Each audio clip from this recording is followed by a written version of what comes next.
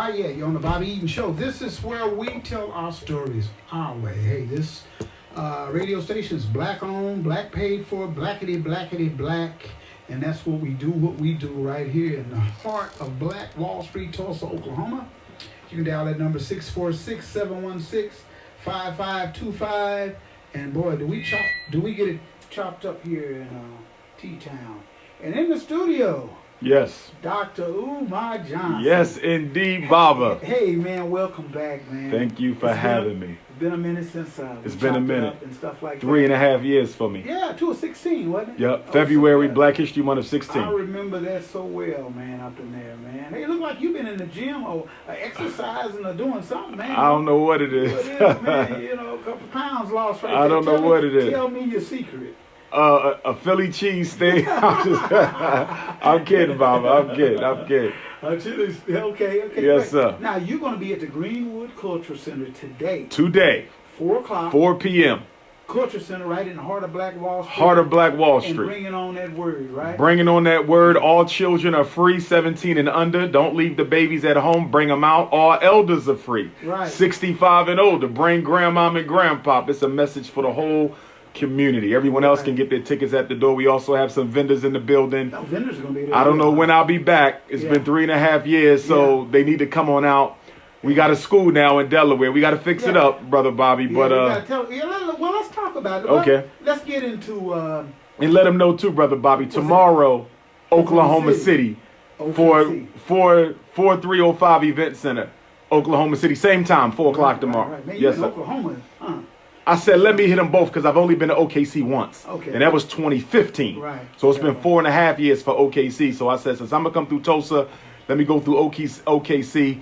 I kind of do this. This is my ministry, Brother Bobby. Mm-hmm. So my whole thing is I have to get to all the cities at least once every 3 to 5 years. Now, you're a traveling man. I'm a traveling man. You're all over the globe. Huh? All over the globe. Spoke on every continent except Australia. Haven't been to Australia yet? Haven't been to Australia yet. Several invitations. Nothing just happened to connect yet. Mm-hmm. But once we do Australia, I can say I've been everywhere. Well, we got some of us in Australia. Oh, yes. Some of us down. Yes. African man is the original man in Australia. Yeah, right. So, going back to, I know there's been some questions. You know what I mean? There's always been some questions about your credibility. Yeah. As far as your... you know what everything. It's everything. Everything. Tell our audience. Run it down. Run it down. Man, where you got your education. Yes, sir. Where you're from. Yes, sir. Yes, sir. Well, I graduated from Scotland School for Veterans Children, which is a residential paramilitary academy in Chambersburg, Pennsylvania. Chambersburg, Pennsylvania is the hometown of Martin Delany, the grandfather of Pan-Africanism. It also happens to be the site where my ancestor Frederick Douglass met with John Brown before the 1859 raid on Harper's Ferry. So little known place, but historically significant. I graduated from Scotland in 92. I went to Millersville University for undergrad. I double majored, Brother Bobby, in psychology and political science. So starting in 92, finishing in 97. Went right back to Millersville University in 98 in order to earn my school psychology master's degree and certification. So I came back to the school district of Philadelphia 2001 to do my internship, took the test to be employed as a school psychologist, came in first place. Gotcha. And my first day of work as a certified school psychologist was 9/1/2001. Really? Literally, when I went downtown to the school district of Philadelphia's main building to pick up my psychological test equipment, the first thing the supervisor said to me, the director of school psychological services, he said, "You looking for test equipment? You might got to get a gun and fight." Oh, really? And so he told me to look at the TV because I didn't know what happened. Mm-hmm. This is my first day of work. Mm-hmm. And I look at the television, Brother Bobby, and I saw the Twin Towers dropping. So my career began in revolution, in drama, whatever you want to call it. That was the first day. Born and raised? Yeah, but let me go a little bit further. Go ahead. So then I enrolled Lehigh University, earned my second master's degree in educational leadership because I'm also a certified school principal and former school principal, by the way, and former school assistant principal, by the way. And then I went to the Philadelphia College of Osteopathic Medicine in Philadelphia. Of course, they didn't like me very much, but I graduated from there in 2010 with my doctorate in clinical psychology. So I although I'm a certified school psychologist, my doctorate is in clinical psychology. The only credential that I don't have at present is my license as a psychologist because I never pursued it. Once you get your doctorate, you basically got to go back to work. 1 year full time, supervised to get your license. But because most of my work is in the schools, I really didn't have a need to get the license. So, Umar, why is there so much controversy? Jealousy and envy, because if you go across the Black consciousness movement, Brother Bobby, very few people have any credentials at all. Many of the people who accuse me of not having and don't have anything. Some of them barely have a GED. You understand? So if you look at education, there's probably nobody in the conscious community with more formal education than I do. I hold 6 degrees, 3 professional credentials. None of them have as much formal education as I do. And mind you, none of my degrees were online. These were in the class. Okay, PCOM is an American Psychological Association approved program. So these are top universities, if you would. Millersville, one of the top universities for mid-size. Lehigh University is just beneath the Harvard, the Yales, the Princetons. And PCOM, where I earned my doctorate, also is a prestigious white medical institution. So I didn't go to no fly-by-night schools. These are places where you have to earn your degrees. Is it because you don't fit the normal narrative of other scholars? Yes. Per se? Yes, I'm unapologetically you African. You kind of like got all these degrees and you didn't spend all your studies. I never gave up my street credentials. Yeah, your street, I'm the only PhD who still walk the streets. I'm the only one. You catch me in any hood, any city, I'm there. So because of my demeanor, they say he's so hood, it's no way he can have these credentials. Yeah, okay. But if you notice, no one has ever challenged or been able to successfully refute anything I put forth. For example, Brother Bobby, before me, black parents didn't know that the learning disability was an opinion, not a fact. Before me, they didn't know that ADHD was a psychiatric drug corporation scheme. Before me, they didn't know special education was a parent decision, not the school. You understand? Before me, black parents did not understand public education or special education or psychiatric medication the way they do now. There's no psychologist in American history who has impacted the way black people deal with the schools more than Dr. Umar Johnson. If I died today, I am unquestionably on the Mount Rushmore of black psychology, black political science, and Pan-Africanism, and most of all, school psychology. So some of those areas, I think we don't have scholars in those areas. True. We don't have a lot. True. That's very true. Very few. Which makes my message extremely unique and important. Because who is going to fill the void if I gave up traveling the country as I do, educating parents on what they need to do to protect their children?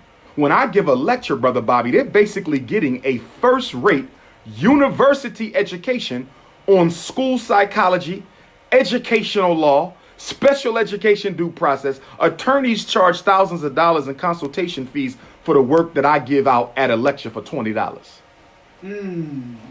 Which is why I take issue when people take my work lightly, because I could easily fall back, become a coon, and make $1 million a year misdiagnosing black children with learning disabilities, conduct disorders, and ADHDs. You know how much money you can make in the field of psychology? All you got to do, Brother Bobby, is stamp that label on that child. Every label is worth dollars.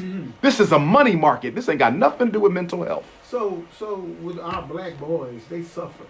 Yes. Right. They really, really suffer.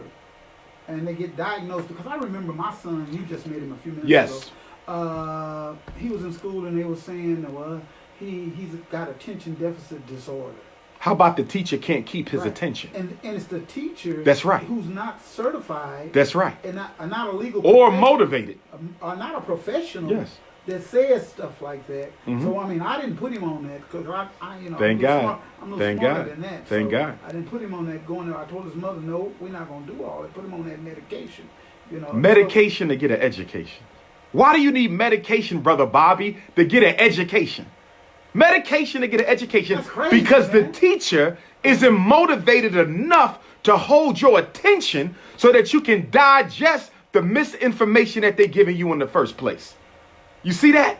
The problem with black boys in education is not that they cannot learn, nor is it that they don't want to learn. The teacher isn't interested in whether or not they learn. It is the teacher that is the conduit for the failure of black boys. And over 90% of those teachers are white women. And even when the teachers are black women, they're using a white curriculum. So why are you expecting black boys to be successful in a classroom that is ran by a white racist female? That's true. That is so true. Boys are not girls, but in public school, boys are expected to act like girls. And when a boy cannot act like a girl, he is considered to be disordered. The new masculine is feminine. The new masculine is feminine. Feminine is in for boys and masculinity is out. That's why they got the Me Too movement. Any man that look at a woman wrong, you're going to get charged with rape, sexual harassment. And we don't trivialize sexual violence because as you and I know, black women are more likely to suffer it than any other woman. So we don't trivialize sexual violence, but we do take issue with politically motivated sexual accusations like the ones that sent Bill Cosby, my North Philadelphia brother, to prison. And now he's sitting outside of Philadelphia in a prison, legally blind, Brother Bobby. I know someone who works in there. They said he needs 2 people to help him go to the bathroom, 2 people to eat, 2 people to get dressed. This is the #1 black television star in American history. Opened the doors for Richard Pryor. Remember, Cosby was before Richard. Before all of them. Before them all. And look, he's running around in a jail cell, legally blind, being treated like a common criminal because not only could he not keep his hands off white girls, but the system wanted to sit him down.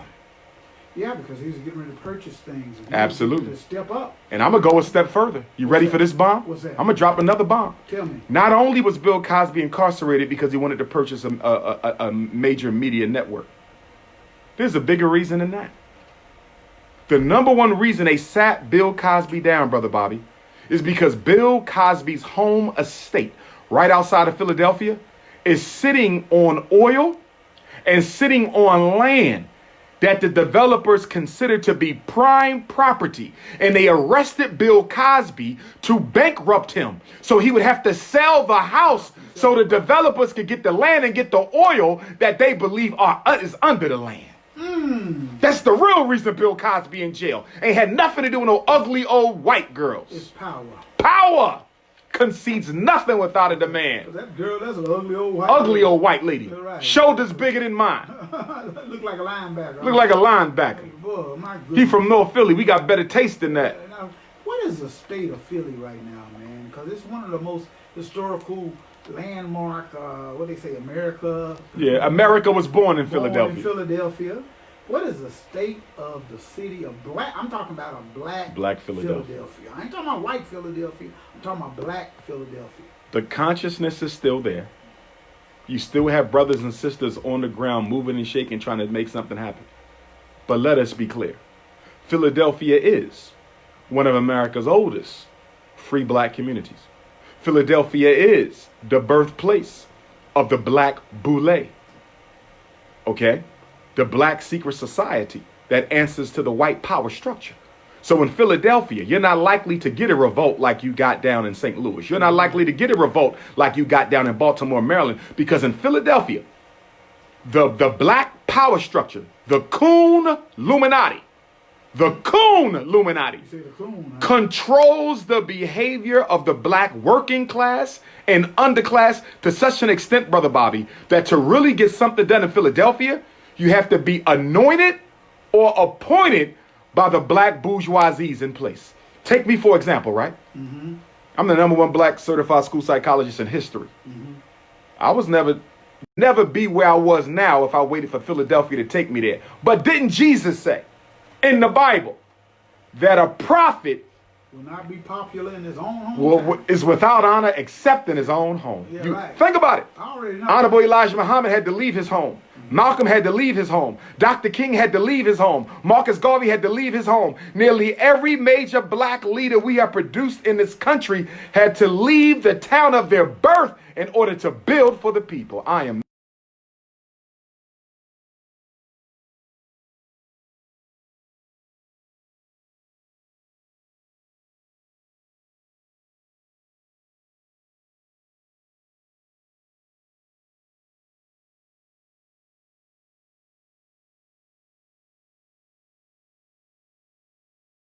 even the hip hop stuff, you know what I mean?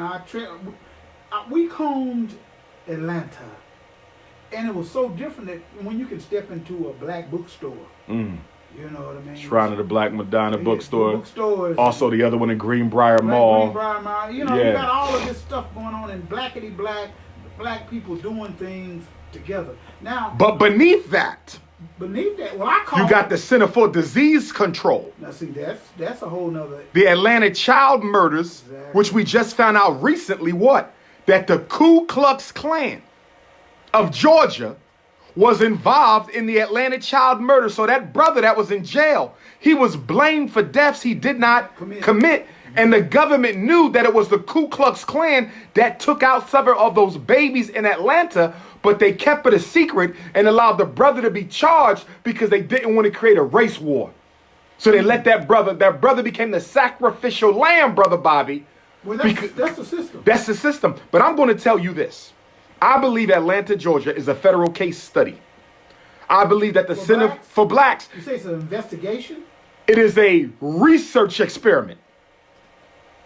Can you answer this? Is it just a coincidence that the Center for Disease Control is in the same black city that leads the nation in new HIV and current AIDS cases? They said that the AIDS rate in Atlanta can compete with the AIDS rate in certain African countries. I heard. How can the AIDS rate in the so-called most developed nation on earth compete with the AIDS rate in our homeland of Africa, where we know Bill Gates and the Center for Disease Control and the Rockefeller World Population Council is dropping AIDS on our brothers and sisters through the vaccinations? Atlanta is an experiment on the extermination and contamination of black people, and the CDC is carrying out. That is my allegation. That is my allegation. But I promise you it will be proven true in the future. Yeah, because, man, I saw a lot of homosexuality down there. Oh, my gosh. I mean, I went to the Lenox Mall. Oh, yes. And I couldn't believe what I was seeing. I mean, I seen men with men, women with women, and kissing and hugging, and I saw all of this stuff. And because I'm old school. You old school. I mean? Old school. I'm into the, And old school rule says what? We've always had a little bit of sugar in the tank, but it was in the closet. Always in the There was an etiquette. You don't bring it around the children. Yeah. We ain't going to discuss it out front. They bring it around the kids. They bring it around now. But that's because all of the black institutions, predominantly the black church and the black college, the black church and the black college are dependent on white philanthropy to keep their doors open and lights on. So whenever you don't have black power, and let's be clear, black power is the organized black dollar. That's what it is. Black power is the organized black dollar.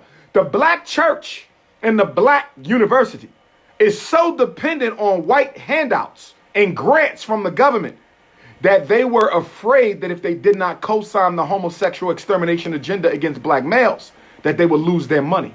And that's why you can hardly find a black church or a black college that will disagree with the normalization of homosexuality. See, what it is, Brother Bobby, it's not just the proliferation of homosexuality. It's the normalization of homosexuality. Which wasn't created by us anyway. What's created, it's a Greco-Roman phenomenon. Exactly. That's their culture, it's not ours. Which is why we have to have that conversation about cultural imperialism. How can one culture change another person's culture? Who are you to tell me what a family is? Who are you to tell me that my son has a right to live as a woman if he so chooses? And why are you teaching my son that he has this right as early as the 5th grade? And why are they? Is it a coincidence now? Is it a coincidence that homosexuality is getting this type of attention? No. It's population control, Brother Bobby. They're not doing this because they want to see black people gay. They want to see black people dead. They could care less whether you're gay or straight. They don't care about us, period. But the reason they're pushing homosexuality is because it's growing, man. But it prevents birth. It prevents reproduction. And not only that, a gay black man in America, right, has a 50% chance, 1 in 2 chance of dying prematurely from AIDS, Brother Bobby. We don't hate our gay black brothers. And we're not reproducing. We're not reproducing, and they killing us off. To be a black gay male is damn near a death sentence. It's damn near, we don't hate gay black men. We're saying, brother, that this is a trap. This is a trap. It's killing off the black family. There's no way you can tell me you're for the black family and you're for the proliferation of this lifestyle, because it kills it. What is the benefit of a black boy seeing a black male with his lover being intimate on the street, Brother Bobby? What is the benefit to a black girl of seeing a black woman being intimate with another black woman? If you can convince black boys to only date boys, and if you can convince black girls to only date girls, where do the babies come from? Won't be no babies. This is genocide, and we can't even see it. We are confusing genocide with civil rights.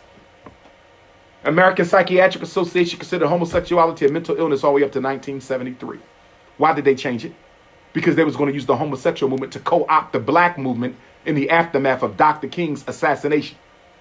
They were going to use the homosexual movement to co-opt the black movement in the aftermath of Dr. King. This is a takeover. We have no more rights. We let Barack Obama give everything we fought for to gays, immigrants, white women, Latinos, and all we did was clap and worship Obama while he was selling us out. And now his wife, Michelle Obama, her book right now, they said according to the sales projections right now, Michelle Obama's book may go down in history as the second overall bestseller in American history, second only to the Bible. Did you hear what I just said? If Michelle Obama's book keeps selling the way it's selling, the only book in American history that may have sold more copies is the Holy Bible itself. Now here's the question. Michelle Obama know her husband did anything for black people in 8 years. Nothing for black people. Are they going to give any of that money to help brothers get out of jail? Is she going to give any of that book sale money to help improve the schools? Is she going to use any of that money to start a bank for black people? Is she going to use any of that money to create jobs for black people? What are the Obamas going to do for having sold out black folks? Except cash in on it through book sales. I knew he was going to be a sellout. I called it before he got elected. Because whenever black people get elected, black people do worse because we do not control the agenda. And most of us are Democrats. And the white Democrats don't give a damn about black votes. Which is why I do not vote, Brother Bobby, unless you are an independent candidate. If you are not an independent candidate, I do not vote for you. Because if you are a Democrat, you're loyal to the Democratic machine. And the Democratic machine is a white racist institution. What about the Republican side of it? Well, see, here's the thing. Because that's like the police to me. I respect the Republicans for one reason and one reason only. They are honest with their racism. Oh, for sure. The Democrat uses psychological techniques to convince the black man and woman that they actually care about them. And nothing never happened. And nothing never happened. Remember, the agenda for the Democrat and the Republican is the same. Black extermination. The agenda is the same.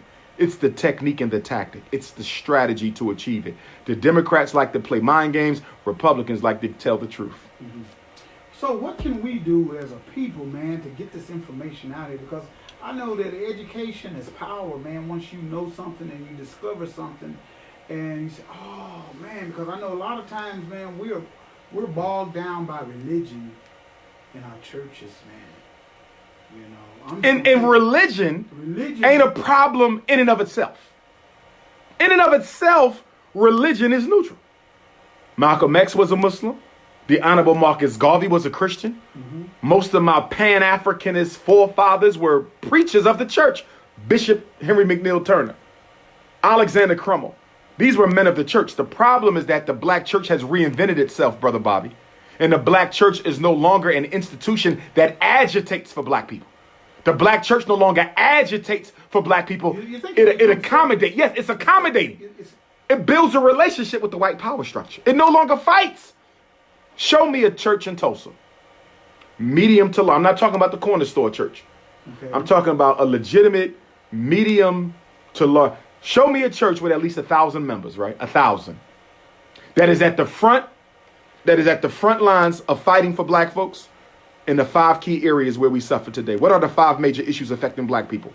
Miseducation, mass incarceration, gentrification, police genocide, and access to wealth. I repeat, miseducation, mass incarceration, gentrification, police genocide, access to wealth. So show me a church that's doing anything besides talking about any of those 5 major problems we got. Well, And then I'm going to take you to Bernie Sanders, and I'm going to take you to Kamala Harris, and I'm going to take you to Cory Booker, and I'm going to take you to Joe Biden, and I'm going to take you to Donald Trump, and I'm going to take you to every candidate running for president, Green Party, Democrat, Libertarian, Republican, Independent, who has a plan to address the impact of any of those 5 problems on the life of black people. Until you have a program to address miseducation, mass incarceration, gentrification, police genocide, and access to wealth, I'll never vote for your ass. Show me solutions. Ain't none. Nobody brings over. Nobody, because everybody knows America wants to rid itself of the American Negro. We were brought here to do what? Work. 243 years, work. Now this year, 400 years later, guess what? You're no longer needed to work.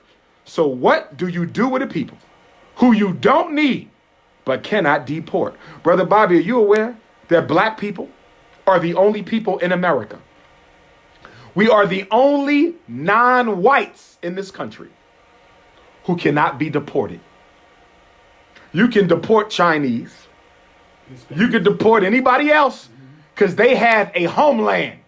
Slavery destroyed the psychological and spiritual and social and political connection between African Americans and African. We're the only people who have no connection And nowhere to go, huh? with the surname of our identity.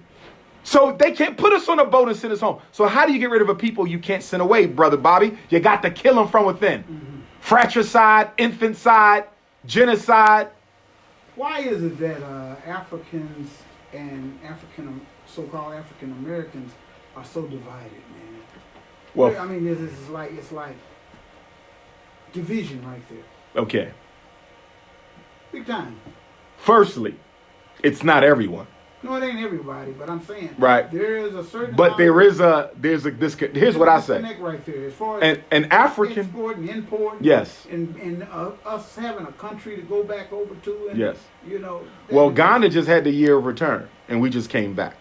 So the president of Ghana and many other African nations are inviting us to come back home and partake in the wealth and in the future of African countries. African Americans to come back. Oh yeah, Really? they're giving out land. They're giving out land. I got Saying 50. I got 50 acres waiting for me right now.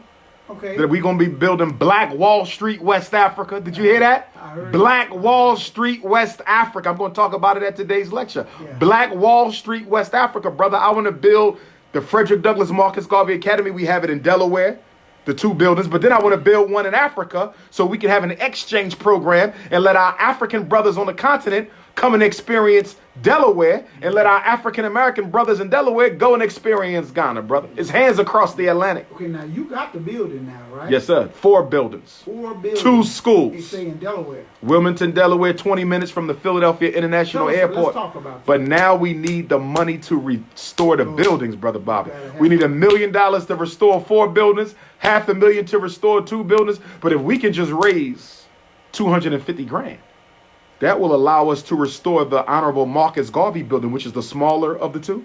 And that for renovation, huh? right. If we can get that money, Brother Bobby, we can renovate the small school and get started with educating our boys next summer. That's the goal. So That's the goal. What's going to be your first thing that you do when you open up the school? Reconstruct the African mind and reconstruct African manhood.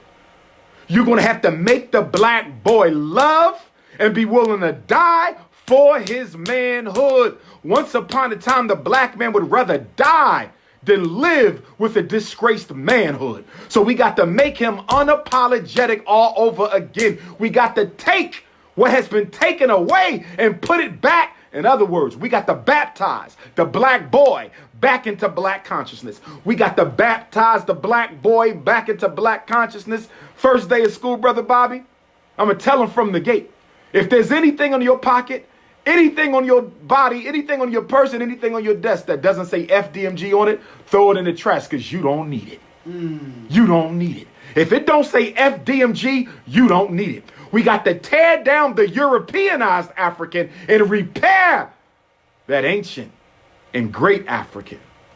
That's what we gonna do. We making men. The first school in American history for black boys whose exclusive purpose is to teach them how to nation build. And become men. Oh my gosh, economic science, they will learn it, Brother Bobby. How to invest in real estate, Brother Bobby. How to invest in it. How to be a farmer. We looking for farmland right now in Delaware.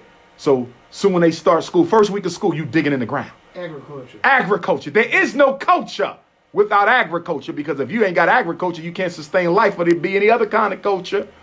Military science curriculum, they will learn African martial arts with weapons and without weapons. Yes, we will have the Marcus Garvey Jr. Gun Club. Oh. The Marcus Garvey Jr., 8 years old. Glock 40, pow. Not to hurt nobody, but to defend African life. We not playing. The school we making don't exist. You never seen it before. You might never see it again.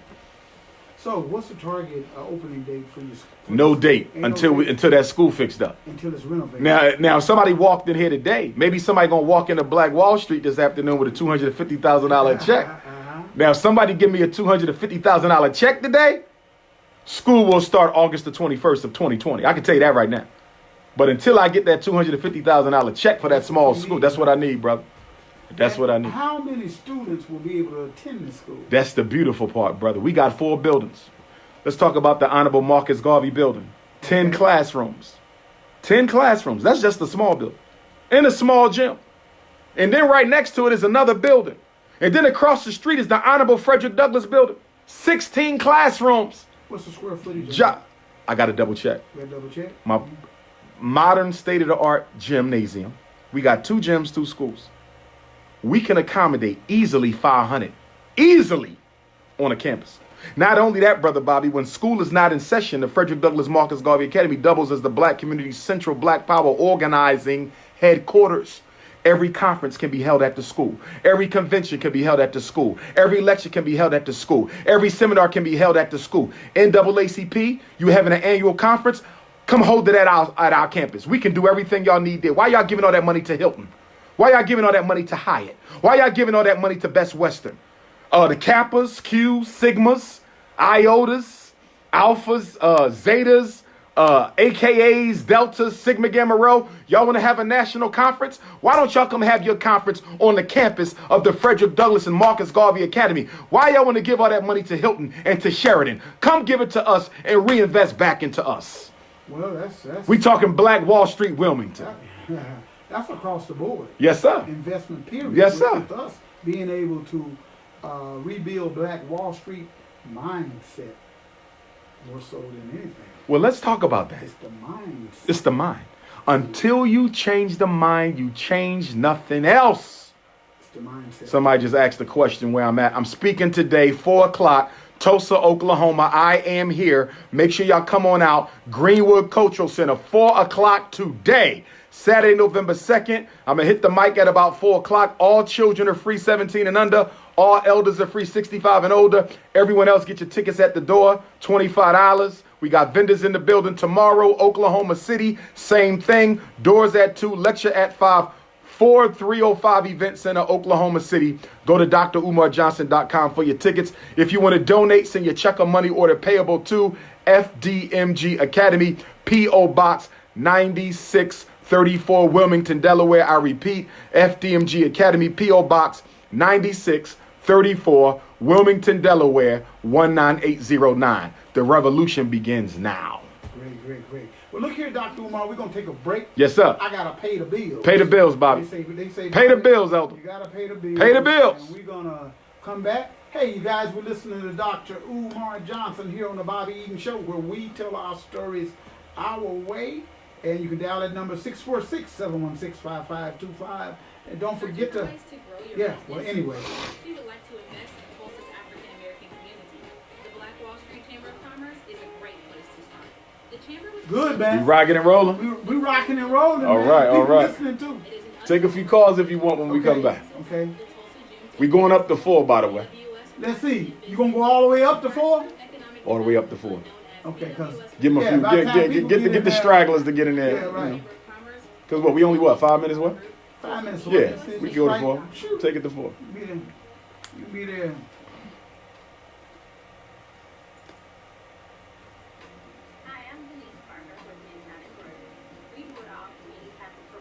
Glad to have you, man. Oh man, glad to be here. Yeah, man, it's a trip. Glad to be here. Yeah. Rock 'em today, man, 'cause we need that today. We need it. Yeah, man, we've been Complacency. complacent. And you know, this is the worst time to be complacent because they preparing to bury us more now than ever. Oh, You they follow me? are? It's the worst time. I wish Harriet Tubman and them was during this time because they had the fight in them, the pushback. At the worst possible time, Brother Right. Bobby, the worst time for us to be sleeping is when they coming for our necks. When they come and fight us, Woo! man. Woo! Ooh, let me see. What am I doing? I'm tripping. Dawn Tree here, CEO of Underground Tree Studios, your one-stop shop for graphics, web design, and art. You can find us online at www.utreep.com. That's the letter U, TREEP.com, as well as finding us on Facebook, Underground Tree Studios, Instagram is Underground Tree, and you can also find artist Dawn Tree online as Artista Dawn Tree, and you can also kick it old school and give us a call at 202-910-4409. Don't hesitate to call us. All it takes is a 10-minute conversation. Love this office, and man. it's done. Peace. You can feel the culture all up in here. Woo. If your credit starts with a 3, 4, 5, or 6, this is for you. Did you know that it's costing you to have bad credit? You can't You get doing good over there, young blood? Yeah, I'm doing Huh? all right. One day y'all gotta come to Philly so I can give you a tour of the school. Man, I need to come. When you I'm see gonna it, when you come. see it, brother, you're gonna see the potential. You're gonna say, "This is it." I'm telling you. Oh, yeah, I've been waiting to see. And once we open up every weekend, we got a different conference, brother. Black man conference, black woman conference, ex-offenders conference, black youth, black bank conference, black industry. Black. You feel me? Every weekend we just hitting them. Black Wall Street, Wilmington. I got a question. Yes, sir. So for your school, what are some like activities? Like, I Trey, guess you say, you want to get in on some of this? sure. He been on before. Yes, sir. Yes, sir. Now you mean the extracurriculars, or give me an example? What are some things that you'll be taking from a common public school that you'll be integrating into? Good your question. Now remember, school? you're required by law. Even though we're independent, we still got to have math, science, Yeah. language. You follow me? So, I guess I was saying like Here we go. you got a football team. Oh, like yes, the fine arts yes, department, yes. Like, you know. yes, the physical arts and the visual arts. In fact, we're going to build a state-of-the-art music and film studio. So for those youth who are musically inclined, All right. they'll have state-of-the-art equipment to produce that. But they're going to have to learn the history of it too. Because there can't be you're not indulging in any skill unless you first can value the history. So before you put these headphones on, okay, let's look at all the black inventors who played a role in these headphones coming to existence. Let's look at all the black folks who own their own stations. The first blacks, you follow me? So they got to learn the history and then you can develop your skill. We're back here on the Bobby Eaton Show, where we tell our stories our way. KBOB 89.9 FM radio. Joining us in the studio is my son, Trey Eden, very conscious young black man, and he wanted to ask Dr. Umar some questions. Yeah, we were just talking about his school. And, Yes, sir. Yes, sir. The extracurricular activities Yes. that will be taking place at his school in Philadelphia, correct? Yes. Well, in addition to the academics, and in addition to some of the academics that will be hands-on, such as the agriculture, the military science, the gun club, we will have all the sports, but you must earn them. You must earn them. And there will be an academic, cultural, and historical component to every skill. So for example, we're going to have a state-of-the-art visual and film studio. If you're interested in making music, you will be able to produce your own album on campus. But you better know the history of black music, going all the way back to Africa. Understanding that hip hop is just the extension of African culture. Because in our traditional culture, we always used to play music whenever there was pronouncements being made, speeches being made, whenever the king or the queen was given an address to the community, the drum would always be playing in the background. And the reason the drum would always be playing in the background, because in African culture, the drum is a deity. Because the drum is the communication between us and the heavens. But not only that, our ancestors knew that when you put music to information, it makes the information that much more digestible. When you put music to knowledge, it becomes easier to learn it. And that is exactly why our ancestors always played music as they taught. Even in the universities, music was always being played, because music and images are the language of the unconscious. Everything in your unconscious mind is stored as an image, and it is associated with sound. You see, so I want them to understand the science of making music before they make music. Understand the science of making film before you make film. Understand the science of the blacks who played football, who integrated football, who may have even invented football before you even pick up the football. I want to make sure our children understand the value and the history of what it is they're doing, because there's a lot of black folks in entertainment, sports, in the various arts and sciences who don't know the history of how black people made it possible for them to even be doing that. I want to make sure our students understand the black past of their present skill. So Yeah. for the school that you get ready to build, so don't quote me on this. It's okay. But Malcolm X said it's easier to build. Frederick men. Douglass said that. Oh, Frederick Douglass. Yes. To build younger men than to repair. It's easier to build strong children than to repair broken men. There you Frederick go. Douglass. So with Which is our quote, by the way. That will be up on the building. So Okay. That's our quote. It's better to build strong children than to repair broken men. Once they broke, they broke. So with that, to young boys going to your school, do you think how do you think about the transitioning from getting a 6, 7, 8-year-old versus maybe getting a teenager that's already been to a school that's willing to like learn, I guess, say African American agriculture? You Okay. know what I'm saying? I think they're going to love it. I think they're going to love the transition. I think it's going to be a smooth transition. One of the things that's going to separate FDMG from your regular public school in Tulsa or in Oklahoma City is that we're adapting the school to meet the needs of our children. In most public schools, because they do not care about the needs of black boys, there's no adaptation. There's no modification. There's no goodness of fit. There's the white woman in the classroom teaching a subject, and you're either going to learn it or you don't. You follow me what I'm saying? There's no attempt to make sure the product you're offering is appealing to the customer. Okay. You understand? So as much as we're going to hold black boys to a high standard, we also have to make sure they love what it is they're learning and love where they are learning. See, there's the 3 R's of education: rigor, relevance, and relationships. Rigor. Now, in Tulsa, you always hear about low test scores in black boys, right? Yep. They're talking about the rigor. But guess what? You can't talk about the rigor until you dealt with the relevance. The reason those test scores are low is because what they're teaching the boys ain't relevant. You know how difficult it is, and we've been to school, all 3 of us, black boys at one time. Yep. Think about those classes you was in where they were trying to teach you, but they didn't use a relevant curriculum. There wasn't a relevant lesson. You're like, what the hell is this? Now, had they made the lesson relevant, you would have bought right into it. Yeah. But there was no relevancy. You see, exactly. Ben Franklin and all that. Exactly. There's no buy-in. You got to get buy-in from the student. But the most important R ain't the rigor. The rigor is the top of the pyramid, right?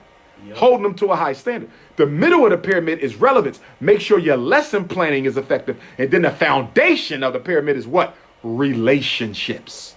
Relationships. If a child knows that the teacher cares about them, if a child knows that the teacher loves them, if the child knows that the teacher is a participant in their lifelong success, that child will move mountains to succeed in your classroom. Once you get the child to buy into you, it's easier to buy into your class. Children buy into the teacher first, Brother Bobby. They don't buy into the school first. They buy into the teacher.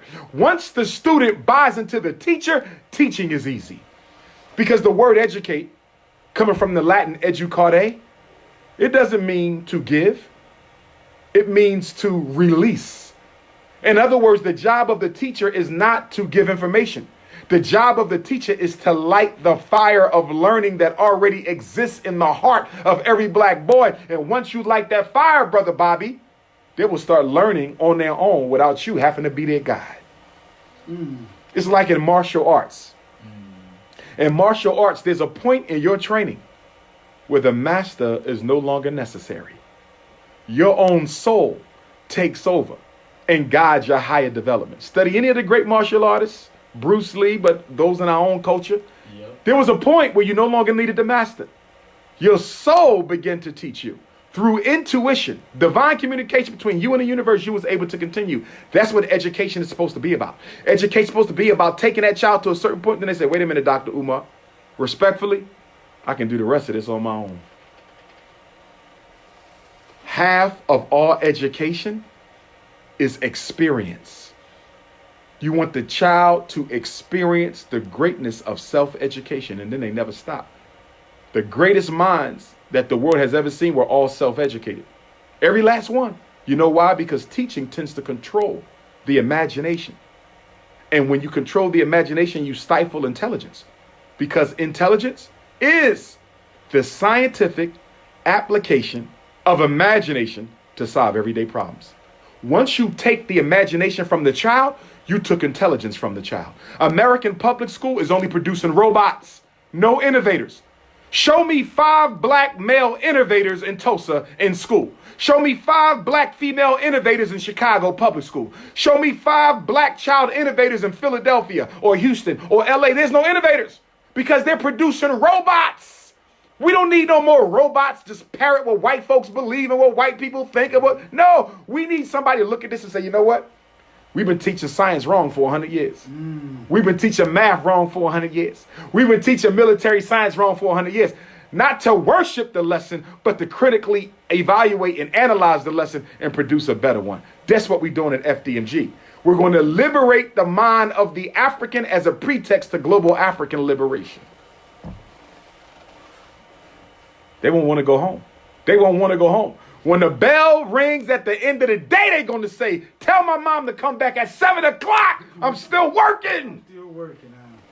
Well, you're going to see what we're going to do. That's why I call it heaven on earth. You're going to see what we're going to do. Oh, yeah.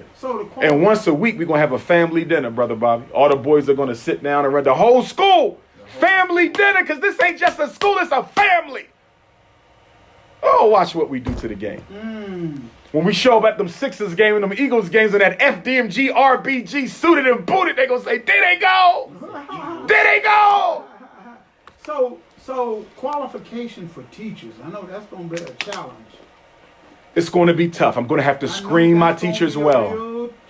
Because you have Negroes out there. And I know the CIA and the FBI and Homeland Security and the coons in the community, they're going to send infiltrators. They're going to send infiltrators. Right, infiltrators. So I have to do a thorough investigation, brother. Strategic. You got to be so strategic about it. Background checks. Background checks, all kind of checks, orientation checks. Do you think it may just be easier? Well, I'm not saying it's gonna be easy, but getting HBCU professors. I ain't really looking for them to teach. I want young, fresh teachers out of college. I do want some seasoned veterans as well, right? Yeah. But I don't want the university professor because, as Dr. Carter G. Woodson said, in Miseducation of the Negro, the education we get, he's already set in his own ways. I don't want that. I want fresh minds who are looking to learn. I don't want people come to me thinking they're going to tell me how we're going to do this. And they will. I'm the principal here. You're going to do it my way or to go the highway over there. There's a million more people in line to fill that job that you're about to give up. So I got to be real careful because guess what? A principal is only as good as his staff. It don't matter how great I am or how great the vision. It don't matter how good the curriculum.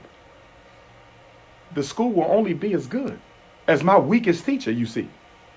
Which is why I'm the history teacher. African history and spirituality, geography, political science, they get that from me. They getting that from me. And you're going to be training up them teachers, huh? Oh, yeah. Oh, yeah. And they'll take it to the classroom. Oh, without question. I'm going to be one of the first principals in a long time who actually teaches their students. Because remember, the principal, coming out of European history, the way they do things, the principal was the principal teacher. The principal always taught. It's only a modern history that you remove the principal from the classroom where they're supervising people, but they're now disconnected from the instructional environment. No. Dr. Umar will not be disconnected from the instructional environment. I will be a teacher because there's certain subjects I'm not teaching. I'm not trusting nobody to give it to our kids. You follow me? You send your son to my school, I'm giving him Garvey. Nobody else is giving him Garvey. When he come in FDMG, I'm giving him Garvey. By the way, Garveyism will be a class. That's a class. You don't have that nowhere else. Nowhere else is Garvey a class. Frederick Douglass is a class. We not playing. Get out your Garvey book. Get out that race verse. Get out that philosophy. Get out that narrative of the life of Frederick Douglass. Get out that 4th of July speech. Get out that West Indian celebration speech. Get out that self-made man speech. Garveyism is a class. Douglass is a class. Every child who graduates from our school will be a walking, talking Frederick Douglass scholar, a walking, talking Marcus Garvey scholar. Oh, we not playing. So what the uniforms looking like? We're going to have several different ones. We're going to have fatigue uniform. We're going to have business uniform. We're going to have the African dashiki uniform. We're going to have like 5-6 different uniforms. Any color code or just... RBG, baby. The liberation flag. Okay. And by the way, the red, black, and green flag turns 100 years old. August of 2020. Remember, we got it August of 1920. Marcus Garvey, New York City. 100 years of the RBG. August of 2020. That's when I want to open up the school. Celebrate the RBG with the opening of the school next summer, Brother Bobby. But we need that money. Get them donations in. We need them donations. If somebody wants to donate, how can they donate? They must mail a check or money order payable to the FDMG Academy, P.O. Box 9634, Wilmington, Delaware, 19809. Don't donate once, keep on donating. Make a donation every time you get paid, a donation every month, a donation every week. And for those who coming out today, Tulsa, Oklahoma, Greenwood Cultural Center, bring a check today, payable to the Frederick Douglass Marcus Garvey Academy. Bring Oklahoma City tomorrow, bring them checks out. You need that money, huh? Absolutely. And let me take this time to invite everyone to come to Nat Turner Land next Monday, November the 11th. When the greatest black revolutionary in American history, Reverend Prophet Nat Turner, on my birthday, August the 21st, 1831, stood up in Southampton, Virginia, and said, "The Lord has spoken to me." He said, "The time has come for us to destroy our enemies with their own weapons." And Nat Turner got with his homies, Hark and Nelson and Travis and Sam, and they went from house to house, taking the life of every oppressor that they can find. Nat Turner was caught on October 30th, the day I was introduced to the world in New York. And Nat Turner was hung November the 11th. So every August the 21st, the day the war started, and every November 11th, the day Nat Turner was hung, we go to Nat Turner Land in Virginia and we celebrate and honor him and all of our ancestors who paid the ultimate price for freedom. So if anybody wants to go, this one is significant. November because what? 11th, 11/11. 11/11 every year. But this one is most significant. You know why? Because this is the quadricentennial. This is our 400 years in America under white power. 1619, 2019, okay. 400. 400. So this one next Monday is going to be significant. So Baba Khalifa, he's the elder. He presides over the Nat Turner Trail. He's going to take you on a tour, Brother Bob. You go to the church where Nat Turner used to preach. You go to the site where his wife Cherry Cabin once stood. You get all of them nuggets. You go see one of the houses where they took the life of the devils. You go all around that. You go to the courthouse where he was incarcerated. And you go to the field where they hung our brother. And don't you know Thomas Gray, a white man, came into Nat Turner's cell a couple of days before they killed Nat Turner to get a narrative of the war? And he asked Nat Turner. He said, "You claim God told you to do this." Nat Turner said, "Yes. This is by order of the Lord." And Thomas Gray said, "Well, can I ask you a question? All of your comrades have been captured and murdered, hung and lynched."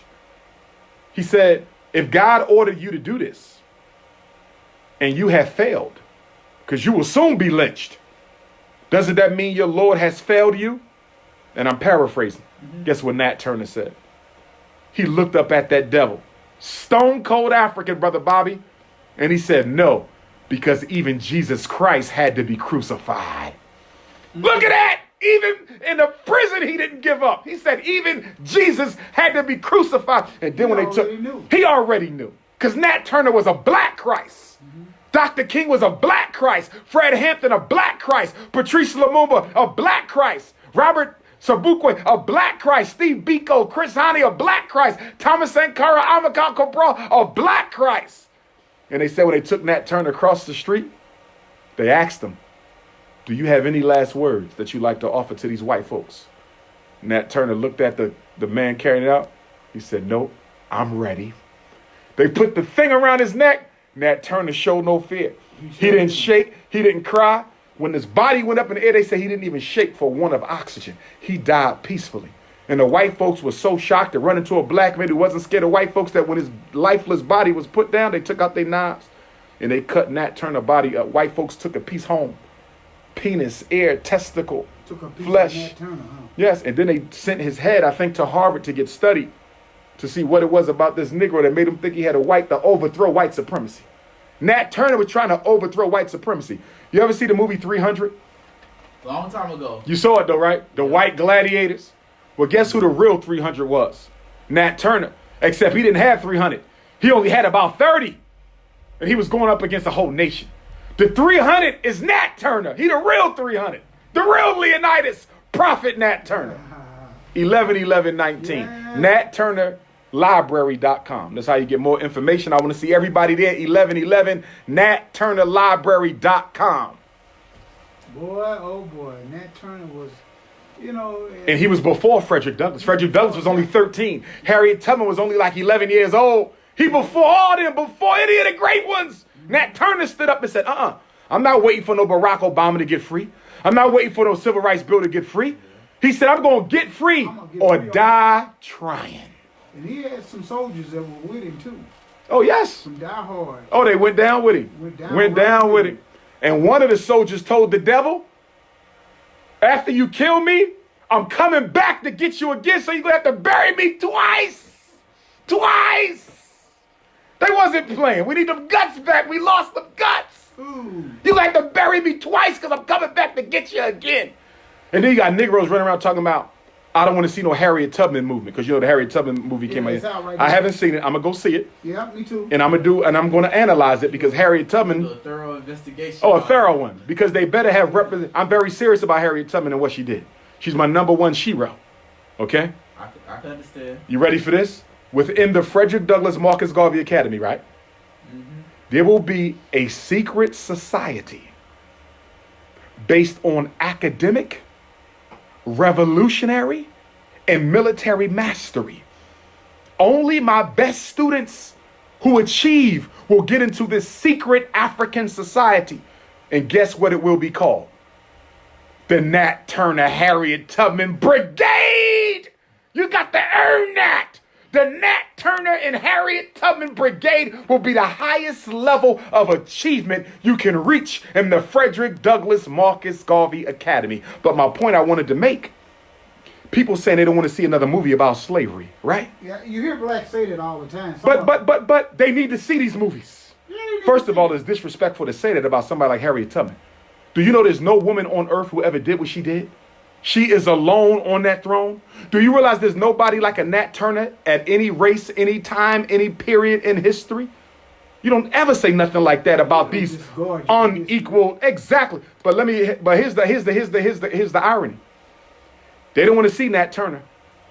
They don't want to see Harriet Tubman.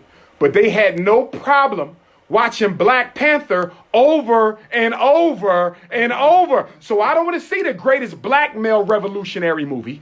I don't want to see the greatest black female revolutionary movie, but I will go and watch a Walt Disney Marvel comic movie that was created by a white man. Black Panther is a white man's comic book character, and I will watch it over and over again. This movie where they demonize African American consciousness and Killmonger. You know this was political. Mm-hmm. The whole message to Africa was stay away from African Americans, because Killmonger was the metaphorical representation of the black conscious community in America. That's what it was. They're indoctrinating African children not to be involved with African American children. And then on the other side, King T'Challa the Panther, remember, he wanted nothing to do with Africans outside of Wakanda, remember? He said, all I care about is Wakanda, right? Remember Killmonger, they didn't even want to acknowledge Killmonger as family because his mother was African American. So they're teaching us that Africa don't want you, and they're teaching Africa that African Americans will destroy your culture. And we will go and watch. Did you notice how the hero in Black Panther was a CIA agent? The white guy, Officer Ross, he jumps in front of the bullet and saves T'Challa's sister. Remember that? So then they took him to the secret chamber and exposed him to all the information like we always do with these devils. And then he flies the plane and saves the day. Did you realize that they made a CIA agent the undercover hero of the movie? Here's my question for you, young man. How can a CIA agent be the hero in Africa for a black comic book hero when the CIA is responsible for the assassination of every major black leader in the past 50 years? Dr. King, CIA. Malcolm X, CIA. Fred Hampton, CIA. Patrice Lumumba, CIA. Thomas Sankara, CIA. Steve Biko, CIA. Amilcar Cabral, CIA. Walter Rodney, CIA. And I can keep on going, my brother. How in the hell can you make a hero out of the organization that have brought more death and destruction of black leadership? But we'll go watch that 50 times. Negroes will show up playing drums for Black Panther. I bet you ain't nobody show up playing no damn drums for Harriet Tubman movie. I watched the movie 50 times and go back. I got Nat Turner on my phone right now. My number one movie is Glory. Denzel Washington and more. That's my number one movie. Yeah, that's a good one. Talking about they don't want to see no slave movie, but we're going to go watch Black Panther, some old Hollywood bootleg, knockdown, racist damn film, and none of the movie go to the hood. Get the hell out of here. Make another one. I'm waiting for Marcus Garvey movie. I'm waiting for Haitian Revolution movie. I'm still waiting for a real movie on slavery. Where that Fred Hampton movie at? Where that Patrice Lumumba movie at? Make them all up. I get inspiration because let me say this. I believe the greatest century for African people was 1800 to 1899. After glory in Africa, the fall when the white man invaded. We've done more from 1800 to 1899 than any other century since the fall of Africa's glory. That's right. From 1800 to 1899, Haitian Revolution, Pan-Africanism, the birth of Marcus Garvey, the birth of Mr. Muhammad. You get out of slavery. That's when your Black Wall Street started to evolve. You follow what I'm saying? Study. Don't run away from 1800 to 1899. Study it. We did more from 1800 to 1899 than we've done from 1900 to 2020. We did more from 1800 to 1899 than we did from 1900 to 2020. What have we done in these first 20 years of this century? Somebody help me. What the hell have we done besides another Medea movie? By the way, shout out to Tyler Perry. I do commend him for having his own studio. Yeah, we just visited. Oh, you were there? Yeah, we were just there. You know, I was going to buy a school right across the street from Oh, there. were you? I should have bought it because the value would have went up. Yeah. The Juice Radio Show and myself, the youngsters that I have, we visited that. I commend him. Yeah. But I'm going to challenge my brother. Yeah. See, he got a big thing on his hands. Oh, now that you have complete control. Are you familiar also with the Black House? Jay Morrison? I'm familiar with him. Yes, sir. We actually spoke together in New Jersey. He built this, it's painted black. Okay. And it's called the Black House. Tell them about it, Trey. What's in the inside? It's still being modified. Okay. He's doing the same thing you're doing. Okay. Right, he can bought the building. But it's not a school. Right. But what he getting ready to do is it's called the Tulsa Real Estate Fund. I'm familiar. It's about black economic empowerment for real estate. Yes, sir. For buying property. I'm with that. Yeah. I'm with that. He's down with that, man. And it's like, that's just a thing right there. You know, and they got that new Civil Rights Museum there, too. Where? In Atlanta. Is it new? By Centennial Park, by the Coca-Cola factory. Coca-Cola factory. It's brand new. What's the name of it? It's the Civil Rights Museum. Not the Dr. King Center. No, not King Center. This is brand new. And how brand new? No. It's like the been about a year old. Didn't they say? It is not where the King complex is. No, it's not there. I didn't know about this. So it's big, and here's what it is, Umar. You go in and you sit at a simulated lunch counter, right? Mm-hmm. And you put headphones on, and it takes you back when the Jim Crow era where blacks couldn't eat, and you hear them saying stuff like, nigger, I'll take this fork and stick it in your... You got to text me that museum, brother. Man, I'm in Atlanta all the time and didn't know about it. I was just there. I didn't know about this one. My brother, let me tell you, it's so simulated, and they tell you to close your eyes, and it puts you in that frame of mind. You're sitting on them stools at the lunch counter. Going back in history. Going back. And then you come in and you see Emmett Till, you see Rosa Parks, you see every black soldier that you can kind of almost remember. Don't forget to text me that museum, Brother Bobby. I'm going to text you. Did you know Rosa Parks had to move out of Montgomery, right? Yeah. You know that? She moved to Detroit. You know why? Death threats. Death threats. White folks weren't given no job. A lot of people don't know that, but after that movement, that's how she ended up in Detroit. Yeah. And did you know Negroes robbed Rosa Parks? They broke into a house and robbed the mother of the did? civil rights movement. Yes, they did. They broke into Dr. Yusuf Ben Yakin's house and robbed him. This is where we at with these Negroes, which is why I say every black person ain't going along for the freedom struggle. You got coons, man. You got sellouts, man. You got Oh, the coon is, yeah. I mean, But see, a lot of this, though, Brother Bobby, a lot of this. Sambo. You got Sambos, too. But a lot of, well, Sambo originally was the name of an African god, by the way, Sambo. But here's the thing, Brother Bobby. It's going to get worse until we make things better. What's education? It's going to get worse until we make education and economics. See, the reason why black people have no loyalty to the black community because we don't produce anything, right. Nor do we provide for anyone. We don't have no trains. We don't have no buses. We have no infrastructure. You cannot expect black children to be loyal to a community that it has no pride in. So how do we rebuild our young men? Because I think the skill sets are being lost. If we're not, young men are not painting. Yeah, we got to go back to the trades. Hammering, and if we don't, plumbing, electricians, they're not. And if we don't hurry up and get back to the trades, Brother Bobby, we will be locked out of them. Because I'm seeing the Mexicans taking over them trades. The Chinese is all up in the trades. The white man been controlling the trade. It's so far gone now. Yeah, it is. That hurry up and get back in this trade game to get serious about this. It's about we should have never gave the trades up. No, we gave them up. And do you think it's because a lot of single parent mothers are raising boys? No. It's not because of the single parent mom. She's a consequence. She's not the cause. The single parent black female is a consequence. She's not the cause. The cause was the United States government coming into our community and taking out all of the industrial building trade out of our schools. Right.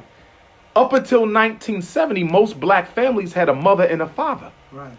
Up until 1970. You don't see the rise of the single black mother till 1980 because of the mass incarceration and unemployment of black males. That's why whenever you hear Donald Trump or any politician talk about black crime, they never put it in an economic context.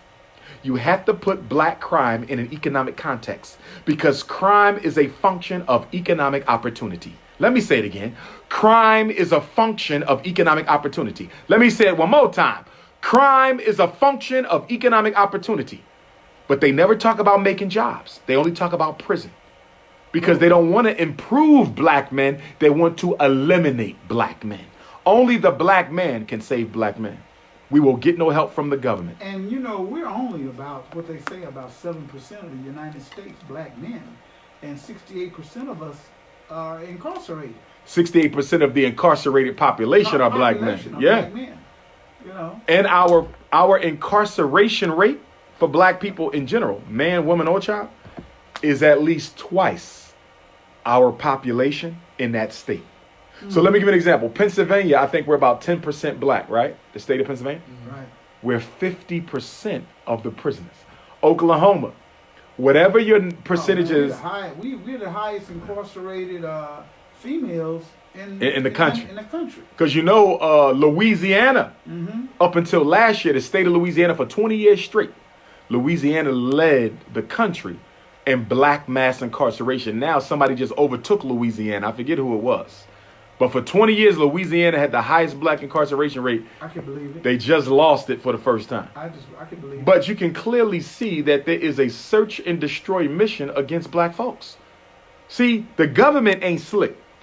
All these police getting away with killing us, that is the government silently consenting, condoning, and motivating police to kill more black people. See, Brother Bobby, people learn not through what you tell them, but through how you treat them, right?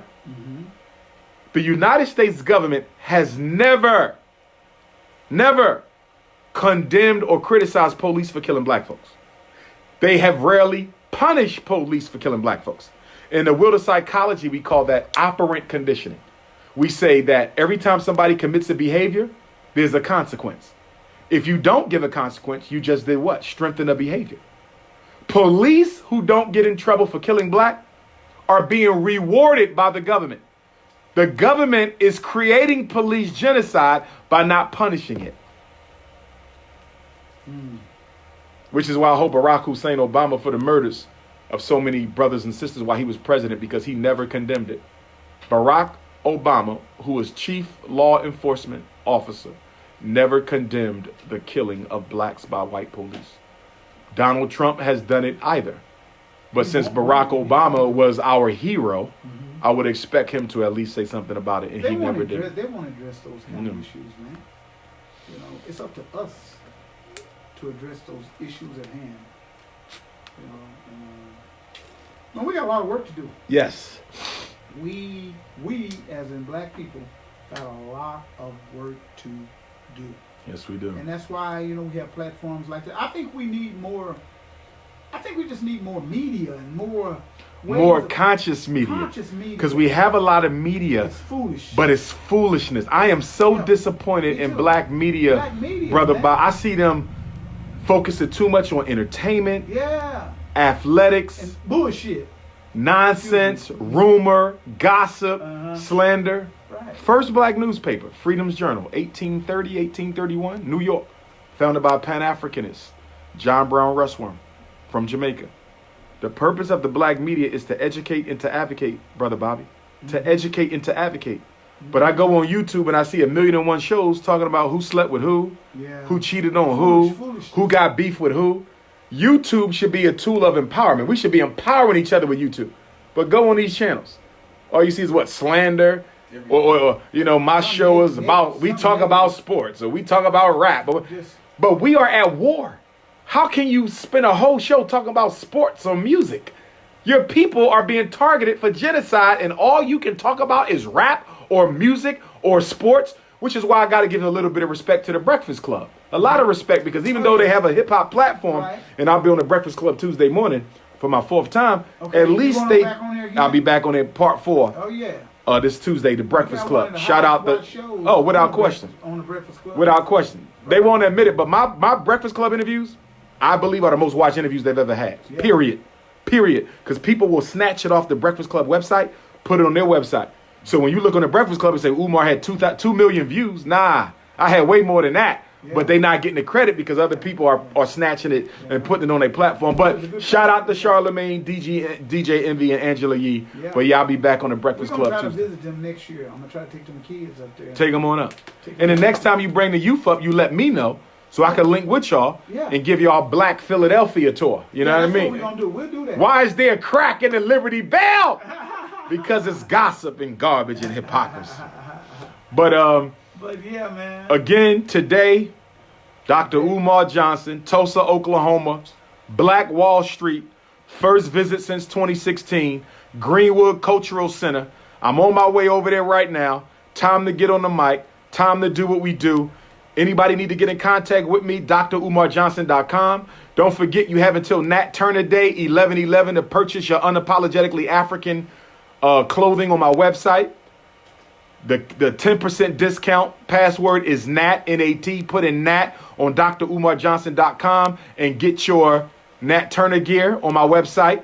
I want to see everybody at Nat Turner.